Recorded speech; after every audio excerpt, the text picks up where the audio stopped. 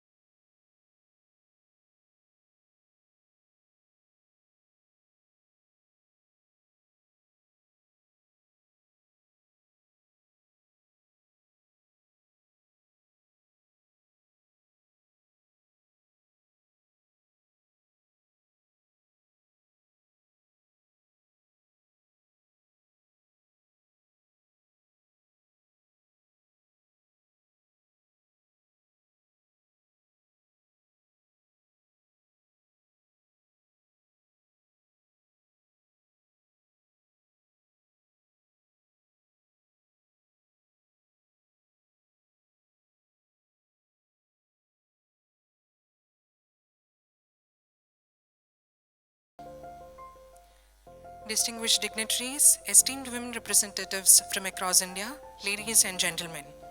Namaskar and welcome to the God's own country and to the inaugural ceremony of the two-day National Women Legislators Conference organized by the Kerala Legislative Assembly in connection with the Azadi Ka Amrit Mahotsav celebrations marking the 75 years of Indian independence. We'll start the function soon. Honorable President of India, Shri Ramnath Kovindji, along with the First Lady, Srimati Savita Kovindji, will be arriving at the hall at any moment from now. Request all of you to rise in your seats and maintain silence while Honorable President and the First Lady enters the venue, and keep standing. Once the President enters and reaches the dais, the national anthem will be played. Request all of you to join and keep standing till the national anthem is over. Thank you. Honorable President of India, Shri Ramnath Kovindji, and the First Lady, Srimati Savita Kovindji, are arriving at the venue. Request all of you to rise. Jana Gana Mana अधिनायक जय हे भारत भाग्य विधाता पंजाब सिंध गुजरात मराठा द्राविड उत्कल बंगा विंध्य हिमाचल यमुना गंगा उच्चल जलधि तरंगा तव शुभ नामे जागे तव शुभाशिष मागे गाहे तव जय गाथा जनगण मंगलदायक जय हे भारत भाग्य विधाता जय हे जय हे जय हे जय जय जय जय हे.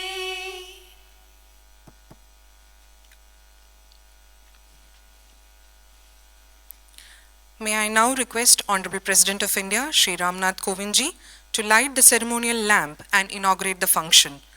May I also request the dignitaries on the dais to participate in the lighting of the ceremonial lamp function.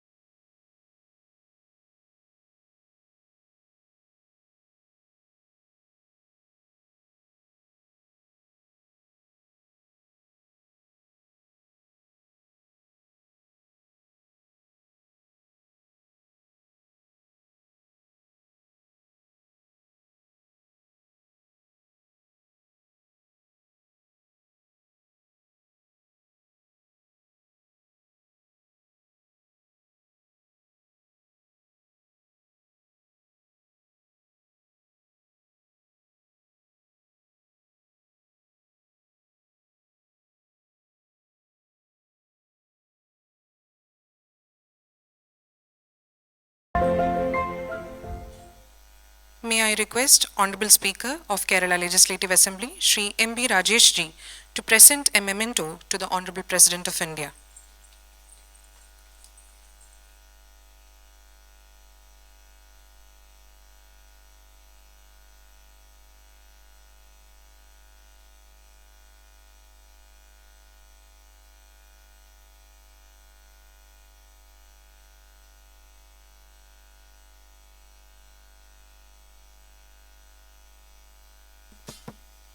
Thank you, sir. May I now invite Shri M.B. Rajesh ji, Honorable Speaker of the Kerala Legislative Assembly, to deliver the welcome address.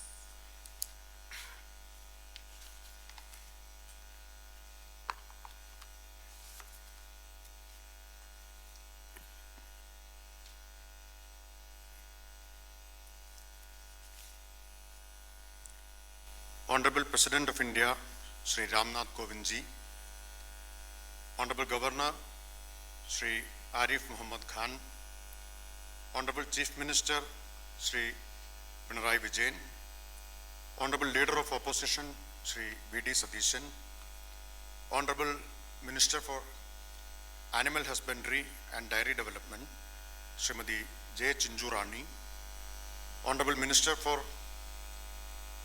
Honorable Deputy Speaker, Sri Chittem Gopakumar, and other distinguished guests on and off the dais. It is with profound pleasure and pride that I stand before this august gathering. The Kerala Legislative Assembly is privileged to host the first ever national conference of all women legislatures of our country. This unique conference is being organized as part of Azadi Ka Amrit Mahotsav on the occasion of 75 years of Indian independence. When the Government of India and Honorable Speaker of Lok Sabha requested state legislatures to commemorate Azadi Ka Amrit Mahotsav, we wanted to celebrate this historic milestone in a befitting and meaningful manner. On the 10th of August 2021, the celebrations commenced with an inauguration by the Honorable Chief Minister Sri Pinarayi Vijayan. Since then, due to COVID-related restrictions, we may not have been able to pursue it in a grand manner as we would have liked. However, we decided to have this prestigious conference in a bid to evaluate the progress made by women in independent India in the last 7.5 decades, and to identify the challenges today and to have a clearer vision for the future. The freedom struggle was not fought by men alone. Women equally fought and sacrificed for the cause of freedom. There are many faces of known and unknown brave women in the history of our freedom struggle, right from the Rani Lakshmi Bai of Jhansi to Captain Lakshmi of Kerala. They all fought for an independent India in which the fruits of freedom and progress would be shared among all sections of people, irrespective of gender, class, caste, religion, and region. This is right time to evaluate the extent to which their aspirations have been fulfilled and how much more distance has to be traveled to accomplish the mission of freedom. We are proud to state that Kerala is a state which has made commendable progress in empowering women and in reducing gender gaps. Kerala's high social development indicators shows that women in the state have equally benefited from overall progress of our society. This is a result of social renaissance movements, effective policy interventions by various governments, and progressive legislations. Kerala has initiated many innovative experiments like Kudumbashree to empower women. Kerala is the first state to introduce 50% reservation for women in local bodies. Let me also tell you that currently, out of 14 districts, we have 10 women district collectors. Now, let me discharge my responsibility of welcoming our esteemed guests. when I personally went and met Honorable President of India to extend our invitation. Your kind words of appreciation of this idea of Women Legislature Conference enthused us. Honorable President has traveled all the way from Delhi to Trivandrum to inaugurate this conference. Thank you very much for your inspiring presence here, and I extend a hearty welcome to Honorable President of India, Sri Ramnath Kovindji. Honorable Governor's support and encouragement was also remarkable in organizing this conference. I offer a hearty welcome to Honorable Governor, Sri Arif Muhammad Khan. Honorable Chief Minister, Sri Pinarayi Vijayan has been with us since the beginning till this moment of Azadi Ka Amrit Mahotsav. I welcome you, Honorable Chief Minister. Honorable Leader of Opposition, Sri V.D. Sadishan is here with us. I welcome Honorable Leader of Opposition. Honorable Minister for Animal Husbandry and Dairy Development, Srimati J. Chinjurani is here on the dais. I welcome Honorable Minister. Honorable Deputy Speaker, Sri Chitayam Gopakumar is here with us. I welcome Honorable Deputy Speaker, Sri Chitayam Gopakumar. Last but not the least, I accord a hearty welcome to Honorable Ministers from various states and Honorable Ministers of State Cabinet of Kerala, Honorable Members of Parliament, MLAs, MLCs from various parts of our country. Your active involvement and wholehearted participation will make this conference a historic event. I am sure that the discussions and brainstorming sessions of this conference will make significant contributions in streamlining policy interventions and improving legislative initiatives in the years to come. Thank you. Thank you, sir. May I now invite Sri V.D. Sadishanji, Honorable Leader of Opposition of the Kerala Legislative Assembly, to address the gathering. Honorable President of India, Sri Ramnath Kovindji, Honorable Governor of Kerala, Sri Arif Muhammad Khanji, Honorable Chief Minister of Kerala, Sri Pinarayi Vijayan, Honorable Speaker of Kerala Legislative Assembly, Sri M.B. Rajesh, Honorable Minister Srimati Chinjurani, Honorable Deputy Speaker Sri Chitayam Gopakumar, and all other distinguished guests on and off the dais, and my dear friends. It is a great privilege for me to be here. Let me on the onset itself greet and congratulate all the women legislators who have come to Kerala to attend this conference. Kerala and this assembly are indeed honored to host you all. The world and our country are going through troubled and challenging times. War, climate change, terror, poverty, diseases are serious realities we face. Along with all this, we find the terrible way in which women, minorities, and differently abled are marginalized and silenced. At every given opportunity, we discuss about problems faced by women in India, the discrimination they encounter, and the threats they have to face. The obvious question that comes to mind is how the women of India can come out of these problems. Education, economic independence, and equal opportunity are the answers. These things are ensured by our Constitution. In spite of these constitutional rights and legal protection, why are our sisters being subjected to so much hardships? You, the women legislators, are part of the answer. Political empowerment is a logical and long-lasting method to empower those who are in a disadvantageous position economically and socially. Being political is not just being affiliated to an ideology or a party. It is a state of mind where you think independently and take a very pro-people, pro-poor stand. It's a state of mind where you have a well-thought-out opinion and relate yourself with the wider society. It's an action plan for minimum common good. It's a way of life where you put people around you first and then this country above everything else. When you become a people's representative, your responsibility is double. So also is your opportunity to influence the way this country is being run. So it is of pivotal importance. And women came out in large numbers to be active participants in politics and in governance. That process itself will bring in a huge revolution. It will also ensure protection and equal status to our less fortunate sisters, but also for all less fortunate sections of our society. Women, whether they are teachers, doctors, nurses, or politicians, seem to have more connect with people around them, and you have a wonderful talent to challenge the way things are planned and carried out. You bring in fundamental change to society, and you can root out the redundant and meaningless elements with such power and precision that the change you can bring it can be so deep and everlasting. India at this juncture of her history needs more and more people like you, women legislators. We need more women members in our state legislative assemblies. We need more women in our parliament.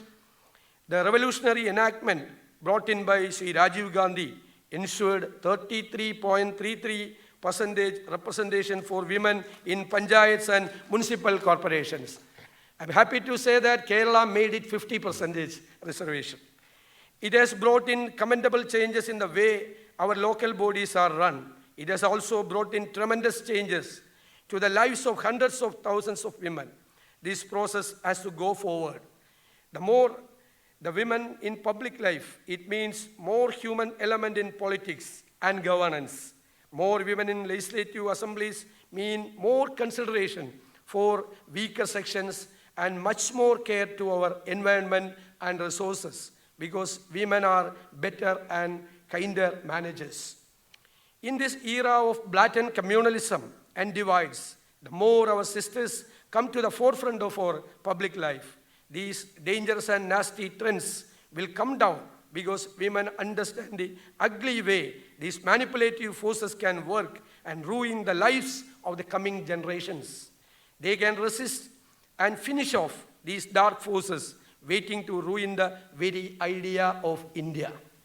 Here I would like to remember the hundreds of women who laid down their lives for the freedom of our country. Let us pay our respects to great souls like Kasturba Gandhi, Sarojini Naidu, Indira Ji, and many, many more like them, Aruna Asaf Ali, Ammu Swaminathan, etc. So many are there. Let those lights guide us. Dear sisters, you are stronger and deeper than us men. You have the capacity to endure and win, and you alone can shape future in the fundamental sense. I salute you and wish you all the very best. Thank you. Thank you. Thank you, sir. May I now request Srimati J. Chinchurani ji, Honorable Minister for Animal Husbandry, Dairy Development and Zoo, Government of Kerala, to address the audience. Honorable President of India, Sri Ramnath Kovind, Honorable Governor of Kerala, Sri Arif Muhammad Khan, Honorable Chief Minister of Kerala, Sri Pinarayi Vijayan, Honorable Speaker, Kerala Legislative Assembly, Sri M.B. Rajesh, Honorable Leader of Opposition, Sri V.D. Sadishan, Sri Honorable Deputy Speaker, Kerala Legislative Assembly, Sri Chittayam Gopakumar, other honorable guests present here, and dear respected ladies, good morning to all. The National Women Legislators Congress, organized by the Kerala Legislative Assembly, is beyond doubt a great venture when our country is celebrating its glorious 75th year of independence from the British colonial regime. The great role played by the Indian women in the iconic struggle against the British imperialism can never be forgotten. Their participation in this historic movement is of immense value considering the orthodox socio-political situation of the period. In this occasion, we commemorate the immense courage and sacrifice that they portrayed in the face of battle in independent India. Women were able to play a pivotal role in the various lawmaking bodies. Women also played the roles of President, Prime Minister, Lok Sabha Speaker, and many more, steering the wheel of the Constitution of India. They also were part of many important administrative roles in forming laws of historical importance. When they stand here in this legislative hall, we are reminded of all those fierce women legislators who had made this legislative hall a battlefield with their immense contributions. The first Deputy Speaker of the Kerala Legislative Assembly, Srimati Aisha Bai, the first woman Minister of the maiden Kerala government, Srimati Gauri Amma, and the woman face of fight and reliance, Srimati Rosamma Punnus, should be remembered in this occasion. It is essential that more women should come to the forefront of administrative roles. It gives me pride and joy to be reminded that Kerala is one state which has many women as district collectors. It is necessary that more women should become part of the lawmaking and other democratic bodies. We should be proud of that Kerala has successfully implements 50% reservation for women in the local self-governing levels. Women should start considering their involvement in the lawmaking and administrative activities with more seriousness and responsibility. I am sure that this consortium should be an imminent proof that can acknowledge women's capabilities in law making and administration. This meeting should be able to instill great confidence to the women social workers of India. Therefore, I express my sincere greetings to all the women legislators who have gathered here. Jai Hind. Thank you, Madam.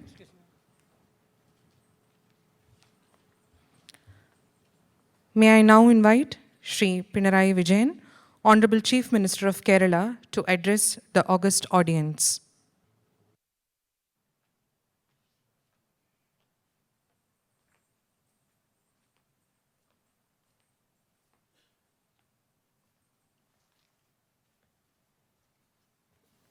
Honorable President of India, Sri Ramnath Kovindji, Honorable First Lady of India, Srimati Savitha Kovindji, Honorable Governor of Kerala, Sri Arif Mohammad Khanji, Honorable Speaker and Deputy Speaker of the Kerala Assembly, Honorable Leader of Opposition, Sri V.D. Sadishan, Honorable Minister for Animal Husbandry and Dairy, Srimati J. Chinchurani, and all other dignitaries on and off the dais, especially the women legislatures from around the country. Greetings to you all. It gives us immense pleasure to be able to host all of you here in Kerala. At the outset, let me extend a very warm welcome to all of you to Kerala, God's own country. Jawaharlal Nehru our former Prime Minister once said, "You can tell the condition of a nation by looking at the status of its women." Unquote. Several studies have pointed out that the status of women is directly linked to how well they are represented in decision-making bodies. As far as Kerala is concerned, we are one of the few states in the country that has implemented 50% reservation for women in elections to the local self-government institutions. In fact, we are the only state in the country that has reserved 50% of the chairperson positions in LSGIs for women. Therefore, it is the fitness of things that Kerala is hosting this National Women Legislatures Conference. In protecting the rights of women, India has come a long way since independence. Yet we have miles to go. As far as Kerala is concerned, in several development indices as well as in indices related to the status of women, we are better off than much of India. Maternal mortality rate for India is 103, whereas it is only 30 for Kerala. Female life expectancy in India is 70.7 years, whereas it is 80 years for Kerala. While only 51.4% of the girls in India enroll for higher secondary education, 83% of the girls in Kerala enroll for the same. Even with regard to wages for women's casual labor, with rupees 406 per day, Kerala fares way better than the national average of rupees 211 per day. It is subsequent to decades of struggles that Kerala has been able to create such a women-friendly atmosphere in the state. Kerala's women have stood fearlessly to secure their rights. Chana revolt, Kallumala Samaram, Tolviragu Samaram, Gosha Bhishkaranam, and Marakuda Bhishkaranam, etc. are worth mentioning. In India's freedom struggle too, Kerala's women played a great role which cannot go unrecorded. Almost a century back, we had a woman representative in the Srimulam Prajasabha, which was the legislative assembly of the erstwhile princely state of Travancore, when Dr. Mary Poonen Lucas was nominated as its member in 1924. In the 1930s, T. Narayaniyamma, another women member of the Sabha, presented progressive legislations such as the bill to restrict child marriage and widow remarriage bill. Three women of Kerala origin, Ammu Swaminathan, Dakshayani Velayithan, and Annie Masreen, were members of India's Constituent Assembly. In the first Lok Sabha too, which had only 10 women MPs, one was from Kerala.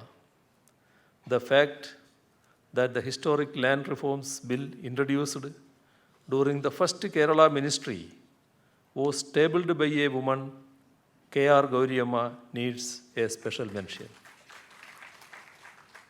With Kerala's rich history and legacy of mainstreaming women, we are glad to have women legislatures from all over India here with us today. It is coincidental that Kerala is hosting this conference when we are celebrating the Silver Jubilee of Kudumbashree, Kerala's prestigious poverty eradication and women empowerment program. With 45.85 lakh women as active members through 3 lakh neighborhood groups, Kudumbashree has immensely helped in enhancing women's intervening capacity through their social and economic empowerment. Ever since 2016, Kerala has made giant strides with regard to women's welfare. We have created a separate Department of Women and Child Development. We have constituted gender budgeting and are moving towards allocating 25% of the state's budget for women. Women are being increasingly inducted into the state police and other public services. Pink Police and Pink Patrol have been made operational specifically to ensure women's safety. A registry of sex offenders has been put in place, making Kerala the first state in the country to have such a registry. Last year, we have made a revolutionary announcement that Kerala will value the labor of women in their homes and constitute a pension scheme for women engaged in household work. Quite often, their services inside the house go unnoticed, and we are determined to put an end to it. Today in Kerala, if a crime is committed against any woman, swift justice is being ensured. Even the high and mighty held responsible are forced to pay for such crimes. Together, Kerala society stands unflinchingly for women's rights and gender justice. As you all know, this conference is being held here as part of the Azadi Ka Amrit Mahotsav, a celebration which commemorates Indian independence in its Platinum Jubilee year. India's freedom was won as a result of struggles spearheaded by various sections of our society, including women. But still, we have not yet achieved a gender-just society. No society can claim to be free if its women are not free. We have a historic responsibility in our hands to ensure that men and women enjoy the same freedoms. And that cannot be achieved without ensuring adequate representation of women in our state's legislative assemblies and the nation's parliament. I hope that this National Women Legislatures Conference will be a milestone in that regard, making our freedom truly meaningful. Let us work together to realize a gender-just society. Thank you.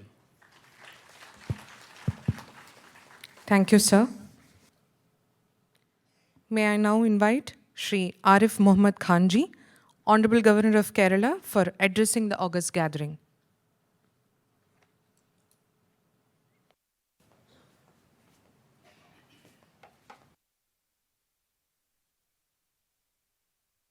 Thank you very much.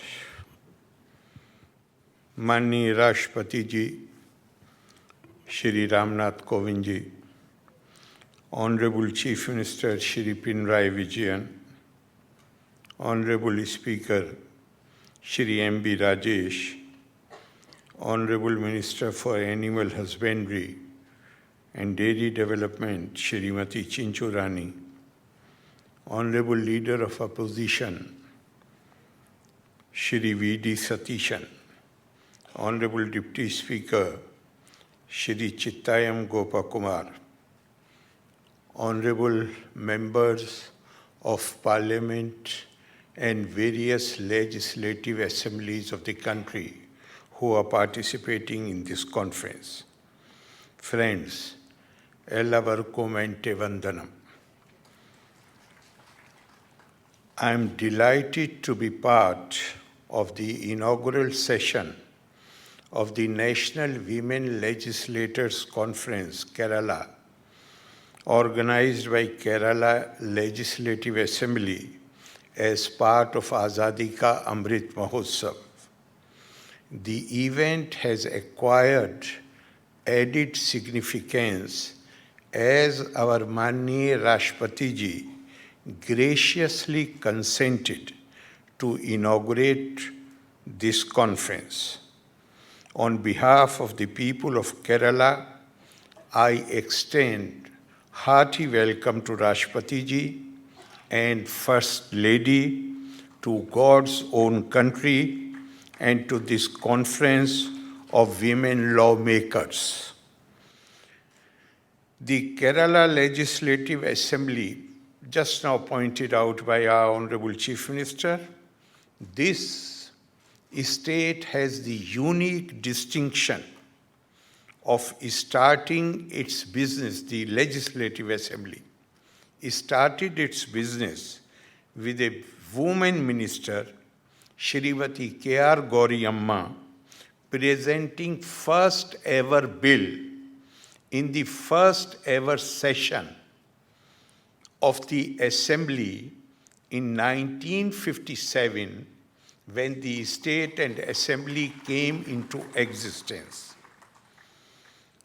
Through this conference, Kerala Legislative Assembly is reaffirming its commitment to the cause of women empowerment, and I compliment Honorable Speaker Shri M.B. Rajesh for taking lead in organizing this national event.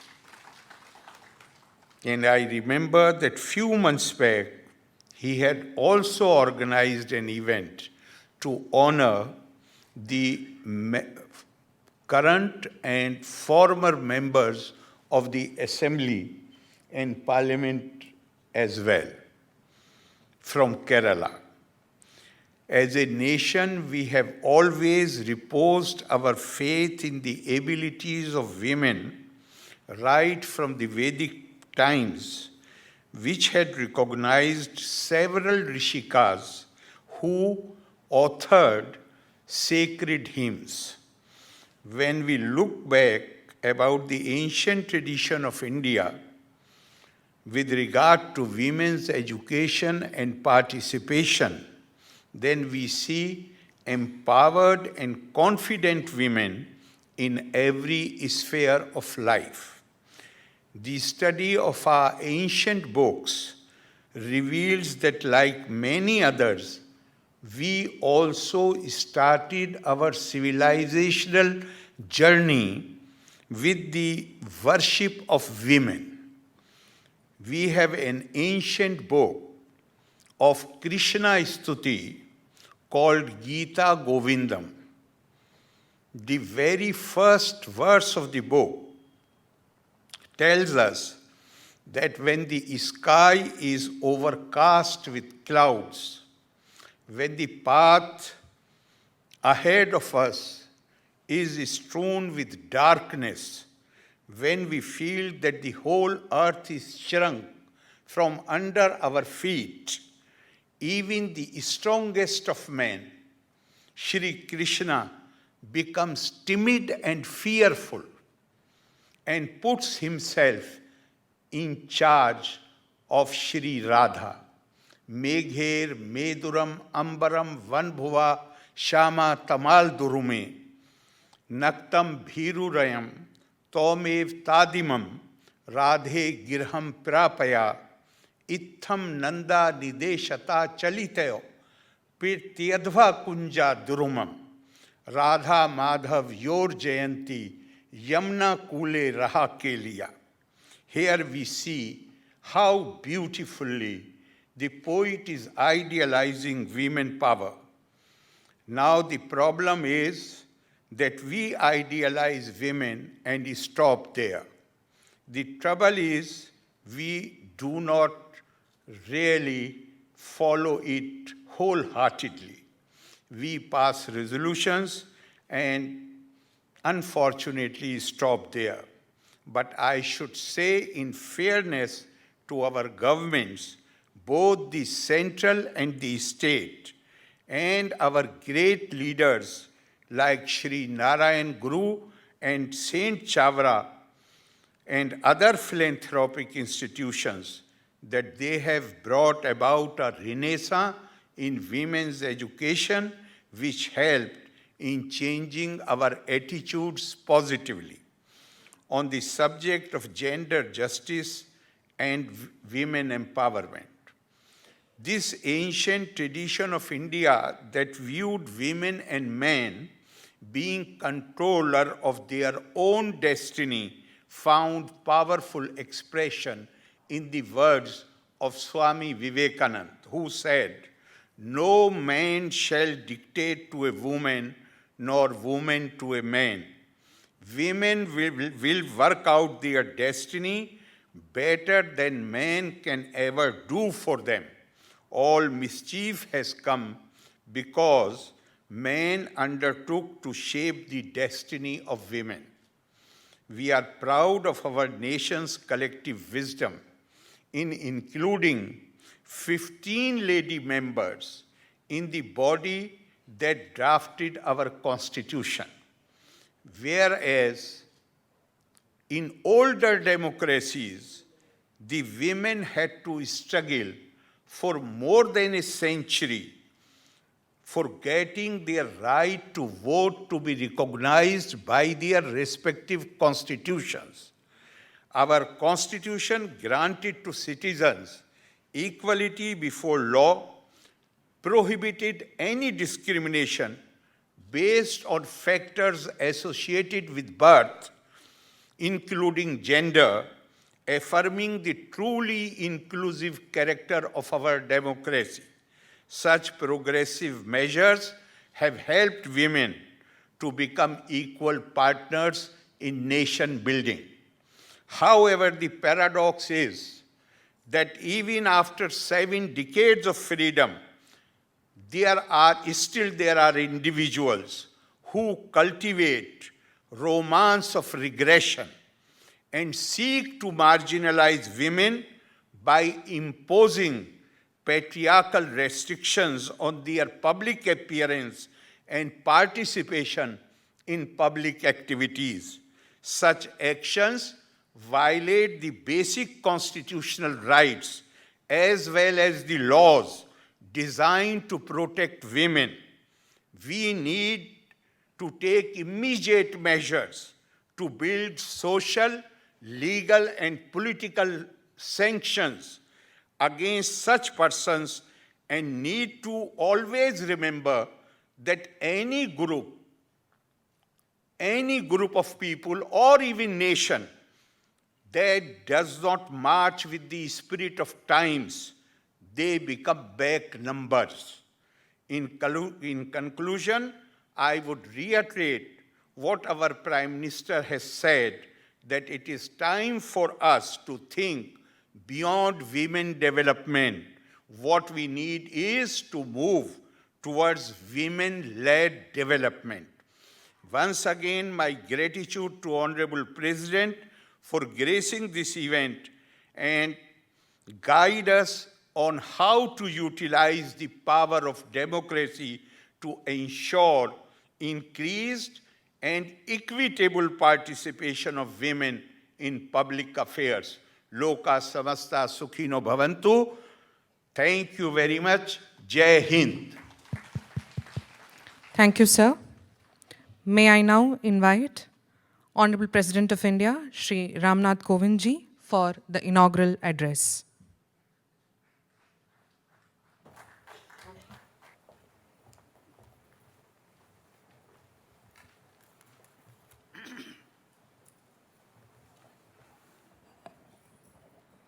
Governor of Kerala, Sri Arif Muhammad Khan ji, Chief Minister of Kerala, Sri Pinarayi Vijayan ji, Speaker, Kerala Legislative Assembly, Sri M.B. Rajesh ji, Minister for Animal Husbandry, Dairy Development and Zoo, Srimati J. Chinchu Rani ji, Leader of Opposition, Kerala Legislative Assembly, Sri V.D. Sathisan ji, Deputy Speaker, Kerala Legislative Assembly, Sri Chittayam Gopa Kumar ji, members of the Kerala Legislative Assembly, distinguished delegates from across the country, ladies and gentlemen. I am indeed both glad and proud to be here among you today. I am glad because I am facing a great gathering that shows the power and potential of India's democracy. I am proud because I am addressing you, the elected women representatives of India who have chosen to step out and make a difference in a way only you can. Ladies and gentlemen, it is only appropriate that the National Women Legislatures Conference is being held when the nation is preparing to commemorate the 75th anniversary of our independence. Under Azadi Ka Amrit Mahotsav, we have been holding memorial events for more than a year now.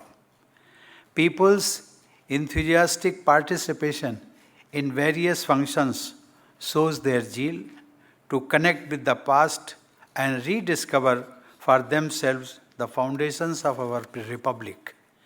In the saga of our freedom movement, women played a stellar part. That context adds significance to this conference. India's efforts to be freed from the shackles of an exploitative colonial rule began long ago, and 1857 was one of its early manifestations. Even in the middle of the 19th century, while there were only men on the other side, the Indian side included many women. Rani Lakshmibai was the most notable among them, but there were many more like her fighting bravely against the unjust rule. That period was marked by countless uprisings across the country against foreign rule. They were of local nature, but they were also animated by nationalist aspirations. Equally, they all were marked by women's wholehearted participation in them. Ladies and gentlemen, it was towards the end of the 19th century that the freedom struggle started taking a distinct and formal shape. Gandhiji's return to the motherland in 1915 transformed it into a mass movement.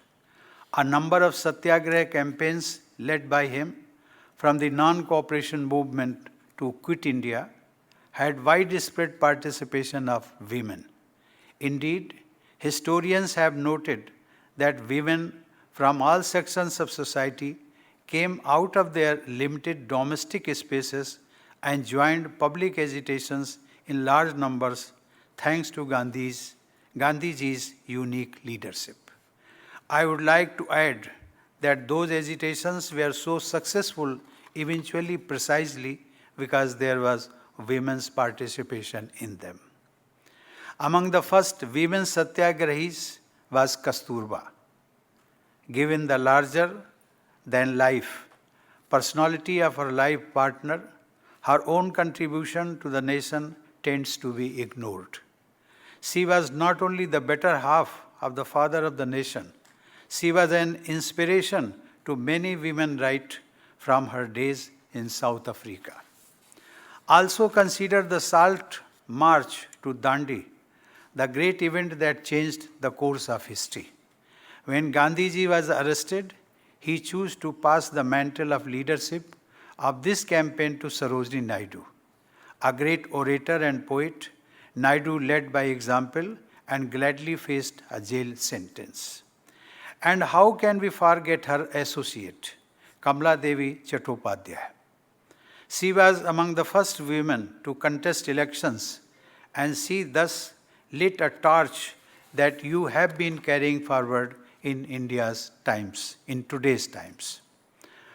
When one starts giving examples of women's participation in our national movement, so many inspiring names come to mind that one is able to mention only a few of.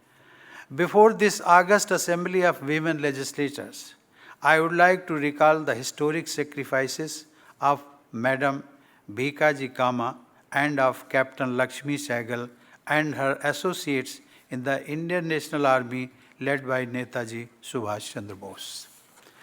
Ladies and gentlemen, when the glorious day of freedom came closer and the Constituent Assembly got together to draft a constitution for the nation, we were indeed fortunate to have 15 women members in it, and 3 of them were from Kerala. And their names were mentioned by our Chief Minister. Notable among this group was Hansaben Jivraj Mehta, also a social reformer and educationist. Her contribution to the cause of women's empowerment goes well beyond the boundaries of India. Hansaben was also India's delegate to the UN Human Rights Commission in 1947-48, when the Universal Declaration of Human Rights was being drafted. It was due to her intervention that the opening line was changed from "all men are created equal." I repeat it. The original draft was "all men are created equal." And at the instance of Hansaben, this was amended to "all human beings are created equal." Because human beings include men and women as well. India had then just emerged out of the colonial era. Yet, it is a matter of great pride for us that it was an Indian woman who taught the world the first session in gender equality. Ladies and gentlemen, the sensitivity towards equality of all kinds could only have been achieved due to the freedom struggle. India accomplished a rare distinction of offering universal franchise to all its adult citizens, regardless of any distinctions, right at the inception. Women not only voted in elections, but even contested, and 24 of them were elected to the first Lok Sabha in 1952. They included great freedom fighters like Sucheta Kriplani. Also consider the pace and momentum of women's empowerment. Barely a decade later, in 1963, she became the Chief Minister of Uttar Pradesh, then India's largest state that was larger than most of the nations. I am sure this audience appreciates the significance of that great achievement, and yet it should be highlighted. Women in the world's oldest modern democracy, the United States, had to wait for more than a century after its independence to win the right to vote. Their sisters in the United Kingdom also waited nearly as long. Even after that, many economically advanced nations of Europe refrained from granting voting rights to women. Thanks. In India, however, there was never a time when men could vote but women could not. This, to my mind, shows 2 things. Firstly, the framers of the Constitution had deep faith in democracy and in the wisdom of the masses.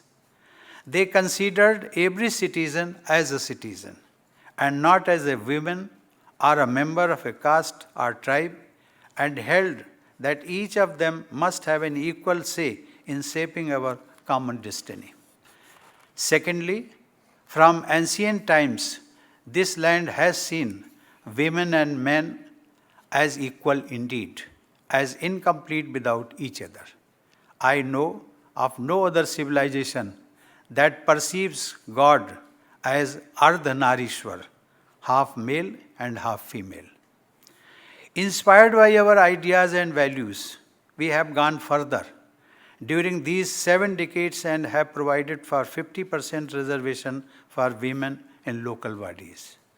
Calling it women's empowerment is a misnomer, I think, because women are powerful anyway. Don't we say they are a manifestation of Shakti? If facilitating their better participation in political processes is empowerment in any sense, it is empowerment of the whole society, because you all add quality to governance. You help bring focus on issues that matter. Ladies and gentlemen, women are shattering the glass ceiling in one domain after another. The latest is their enhanced role in the armed forces.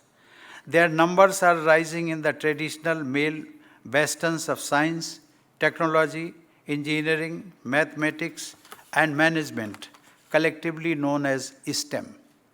There must have been more women than men among the corona warriors who guarded the nation during those months of the crisis. Kerala has always contributed more than its fair share when it comes to healthcare personnel, and women of this state have set an example of selfless care even at a great personal risk during this period of crisis. Such achievements should have been natural for women, who constitute about half of the population. That, unfortunately, has not been the case. We have to admit that they have suffered from deep-rooted social prejudices. Their proportion in the workforce is nowhere near their potential. In politics, too, there should be far more of you contesting and also winning elections. This sad state of affairs is, of course, a worldwide phenomenon.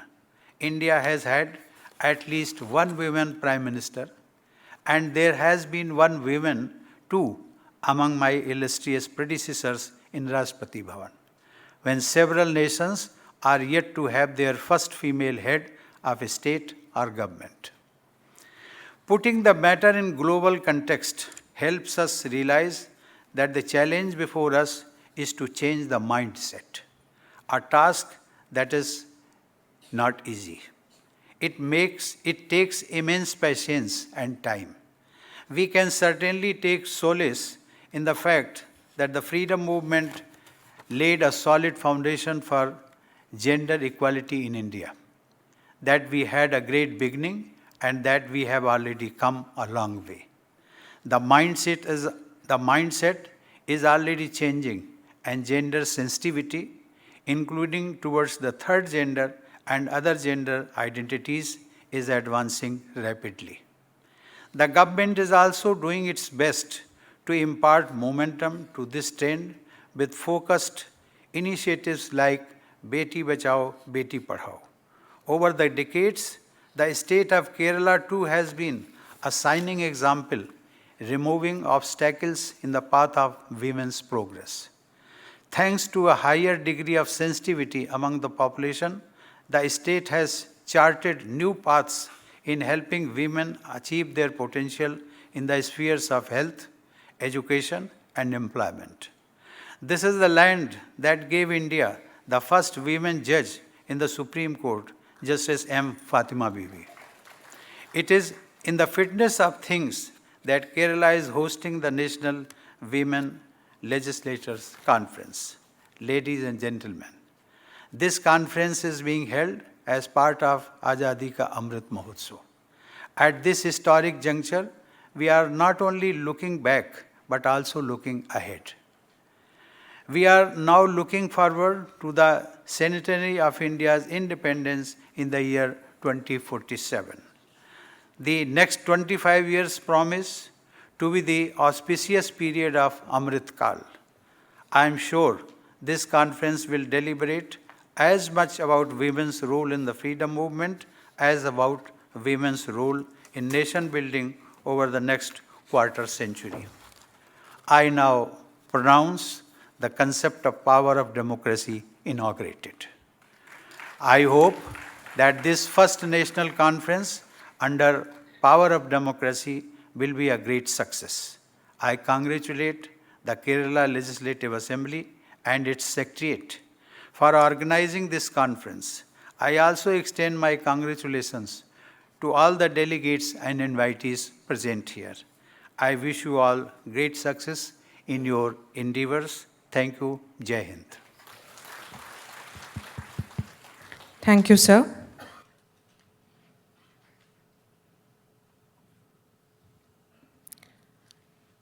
May I now invite Shri Chittayam Gopakumar, Honorable Deputy Speaker of Kerala Legislative Assembly to deliver the vote of thanks. Honorable President of India, Sri Ramnath Kovind, respected Srimati Savitha Kovind, the First Lady of India, Honorable Governor of Kerala, Sri Arif Muhammad Khan, Sri Pinarayi Vijayan, Honorable Chief Minister of Kerala, Sri M.B. Rajesh, Honorable Speaker, Kerala Vidhan Sabha, Sri V.D. Sadishan, Honorable Leader of Opposition, Kerala Vidhan Sabha, Srimati J. Chinjurani, Honorable Minister for Animal Husbandry, Government of Kerala, Honorable Delegates, Members of Legislative Assembly, invitees, dear friends, officers, media representatives, ladies and gentlemen. I am immensely happy that decision makers of Vidhan Sabha across the nation are here. This is a historic moment for the state and a great occasion to mark Azadi Ka Amrit Mahotsav. Equality of women is not just a theme now. It is a global imperative. Let this be a platform to share thought, make an action plan, and refine our mindset. I feel honored and privileged to have the opportunity to propose a vote of thanks on this special occasion. All of us are very pleased and honored that Honorable President of India, Sri Ramnath Kovind, agreed to accept our invitation to inaugurate this signature event. On behalf of the Kerala Niyamasabha, I respectfully express my sincere thanks to the Honorable President of India, Sri Ramnath Kovind. My special thanks to Srimati Savitha Kovind, the First Lady of India, for her gracious presence. I, on behalf of the Kerala Vidhan Sabha, convey deep regards and hearty thanks to Sri Arif Muhammad Khan, Honorable Governor of Kerala. I am also very much thankful to Sri Pinarayi Vijayan, Honorable Chief Minister of Kerala, who supported us in all possible manner to organize this dream conference. My sincere thanks to Sri M.B. Rajesh, Honorable Speaker, Kerala Vidhan Sabha, for organizing this conference. My special thanks to Sri V.D. Sadishan, Honorable Leader of Opposition, Kerala Legislative Assembly, for this gracious presence. I would like to thank Srimati J. Chinjurani, Honorable Minister for Animal Husbandry, Government of Kerala, for being with us today.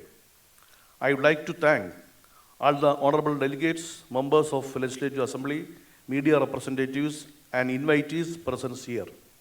We have been fortunate enough to be backed by a team of very motivated and dedicated staff of the Legislature Secretariat. Thank you, friends, for your involvement and efforts. Thanks to all of you present here for making this event successful. Thank you.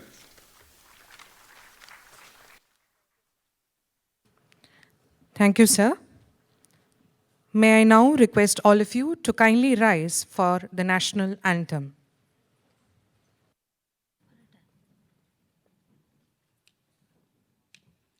Jana Gana Mana अधिनायक जय हे भारत भाग्य विधाता पंजाब सिंध गुजरात मराठा द्राविड उत्कल बंगा विंध्य हिमाचल यमुना गंगा उच्छल जलधि तरंगा तव शुभ नामे जागे तव शुभाशिष मागे गाहे तव जय गाथा जनगण मंगलदायक जय हे भारत भाग्य विधाता जय हे जय हे जय हे जय जय जय जय हे